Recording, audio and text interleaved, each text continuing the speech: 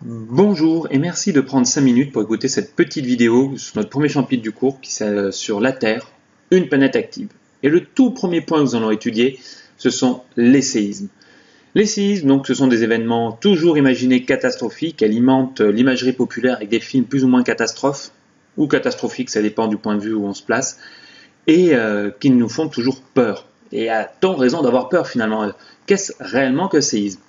Tout d'abord, est-ce que le risque sismique existe? Ben oui, oui. Nous habitons, en tout cas pour mes élèves et moi, en la Martinique. Et si on regarde si l'aléa, la probabilité qu'un séisme arrive à la Martinique existe, oui, il est même fort. C'est-à-dire on est au-dessus du rouge, on est en violet. Donc ça craint énormément. Il y a une forte probabilité qu'on ait un séisme. Cet aléa, sur lequel l'humanité ne peut pas influencer, est multiplié avec la vulnérabilité. La vulnérabilité, c'est quoi? C'est à quel point nous sommes sensibles au séisme. Typiquement, c'est un paramètre sur lequel nous pouvons influencer. Typiquement, nous pouvons diminuer notre vulnérabilité en construisant des bâtiments parasismiques ou en faisant de la prévention. Typiquement, ce qu'on fait au collège chaque année, même dans les écoles, il y a des exercices de prévention de l'événement tectonique. Donc ainsi, nous faisons diminuer le risque en jouant sur notre vulnérabilité. Cependant, ça ne va pas empêcher le séisme d'arriver. Et est-ce que tous les séismes sont-ils dangereux?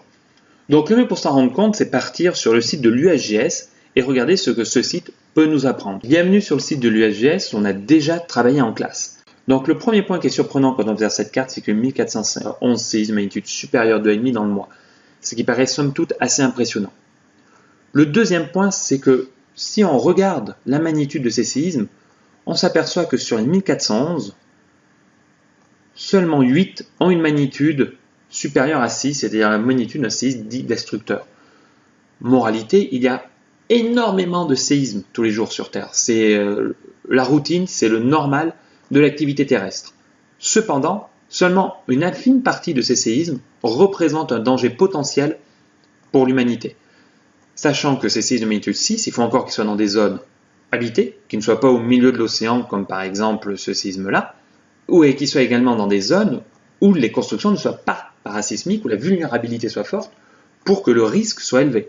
D'ailleurs, cette notion de risque inégaux entre les séismes, on peut l'observer quand je regarde par exemple ces trois séismes, celui-ci, de magnitude 6,4, qui a une intensité seulement de 2, comparé à celui-ci, qui a une magnitude de séisme 6,1, mais une intensité de 3, légèrement supérieure, ou encore plus flagrant, celui-ci survenu juste après le gros séisme du mois dernier au Mexique, où malgré une magnitude de 6,1, l'intensité était de 7.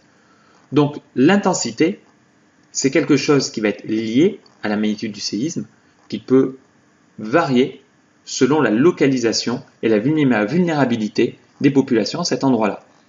Donc, qu'est-ce que l'intensité? Comme on vient de le voir, l'intensité d'un séisme n'est pas du tout la même et n'a absolument rien à voir avec le chocolat. L'intensité, c'est mesuré sur l'échelle MSK qui va de 1 à 12 et qui décrit les dégâts occasionnés par le séisme.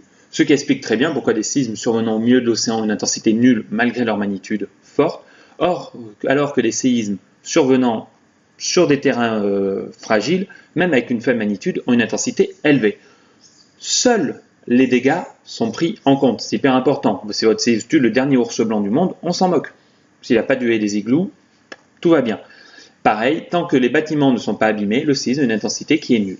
Donc, l'intensité n'est surtout pas à confondre avec la magnitude. La magnitude, c'est l'énergie du séisme, et uniquement l'énergie libérée par le séisme. C'est une valeur fixe. Un séisme de magnitude de 4,5 libère telle quantité d'énergie, et ainsi de suite. Cette magnitude, on la mesure sur l'échelle de Richter. La quantité d'énergie nécessaire pour passer de l'échelon 4 à l'échelon 5 est beaucoup plus faible que l'énergie nécessaire pour passer 5 à l'échelon 6. Comme vous pouvez le voir sur l'axe des ordonnées, c'est gradué de x10 en x10, alors que vous êtes gradué de plus 1 en plus 1 sur l'axe des abscisses. Donc on voit tout de suite que plus un séisme a une magnitude forte, plus l'énergie qu'il libère est extrêmement importante. Nous vous devons observer sur ce graphique le séisme le plus fort jamais enregistré à 9,5 au Chili en 1960, qui n'a pas été le séisme le plus intense de l'histoire du fait qu'il est survenu dans le désert d'Atacama, à la différence du séisme de tout le Sumatra en 2004, toujours observable sur le graphique, qui lui a été extrêmement intense puisqu'il a généré un tsunami. Le lien entre magnitude et fréquence de séisme est flagrant. Comme on a pu le voir sur la carte tout à l'heure, un séisme est un événement extrêmement fréquent, plus de 8000 séismes par jour de magnitude inférieure à 2. Alors qu'un séisme de magnitude supérieure à 9 arrive 1 à 5 fois par siècle. Et on n'a toujours pas fait notre quota pour le 21e. Alors que les séismes de magnitude 5, on va dire, il y en a déjà 2,5 par jour. C'est lié au fait que pour générer un séisme, il faut accumuler des contraintes et accumuler des contraintes à des endroits bien précis. Ok, et nous voici une dernière fois de retour sur le site de l'USGS pour essayer de voir où sont localisés les séismes. Et ce qui saute aux yeux, c'est qu'ils ne sont pas répartis au hasard. Vous prenez le Brésil, l'Australie, le Groenland, l'immense majorité de la Russie, de la Sibérie, voire la Scandinavie, sont complètement dépourvus de séismes. Alors que tout le pourtour de l'océan Pacifique est extrêmement sismique. De plus, si on observe, on peut voir que les séismes apparaissent sur ces traits violets, qui dessinent des contours de grandes masses ou océaniques ou continentales. Ce sont les limites des plaques tectoniques. Donc ce sont ces limites de plaques tectoniques que les séismes vont avoir lieu, parce que ce sont des endroits où vont s'accumuler les contraintes. Les deux plaques, elles ne bougent pas forcément dans le même sens, et donc vont l'une sur l'autre exercer des pressions. On trouve ces jeux de pression entre les différents éléments quand on regarde les failles aux États-Unis. Et tout au long des failles, nous retrouvons des séismes. Donc, au niveau des failles et des limites de plaques tectoniques vont se retrouver, concentrer l'activité sismique. Mais maintenant, qu'est-ce qui va les provoquer, ces séismes ?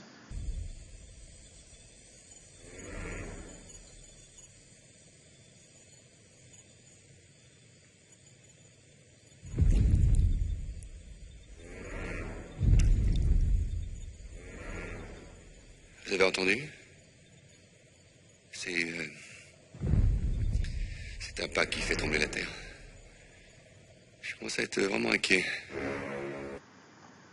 T'as raison d'être inquiet, Yann, mais pas autant que si tu vivais sur une zone de faille au moment où le séisme va être provoqué. Au niveau de ces failles, en profondeur, les roches vont casser brusquement. Il faut vraiment imaginer comme une règle sur laquelle vous appuyez des deux côtés, où vous étiriez des deux côtés, vous êtes vraiment extrêmement fort, et tout d'un coup, paf, toute l'énergie va être libérée d'un coup. L'endroit où la cassure se produit, libérant ainsi l'énergie, est nommé foyer du séisme. Il est systématiquement en profondeur, à l'inverse de l'épicentre du séisme qui est lui à la surface. Il correspond au point, à la surface du globe, le plus près du foyer du séisme, donc à sa verticale.